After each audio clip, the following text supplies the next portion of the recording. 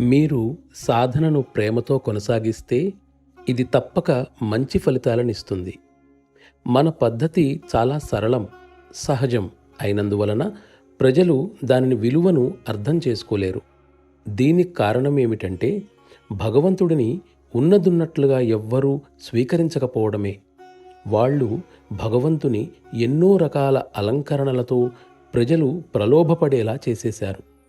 సమర్థవంతంగా వాళ్ళు భగవంతుడికి మాయ ముసుగును తగిలించి పూజించటం మొదలుపెట్టారు.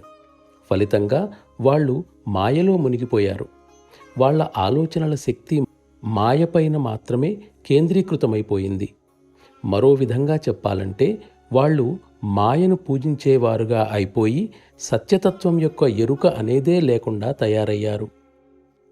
ఏ వ్యక్తి అయినా నిజంగా సత్యతత్వం చేరాలని నిర్ణయించుకుంటే అతడు కూడా నిస్సహాయుడు. ఎందుకంటే మహాత్ములని పిలువబడే బోధకులు తామే స్వయంగా మాయ నుండి విముక్తులు కాలేదు. కానీ ప్రజలు వాళ్ళను ఇష్టపడతారు. ఎందుకంటే ప్రజలు వినటానికి ఇష్టపడేదే వాళ్ళు బోధిస్తారు. వేదాలలోని ఎండిపోయిన నిర్జలీకరించబడిన తత్వశాస్త్రం వినటానికి ప్రజలు ఇష్టపడరు.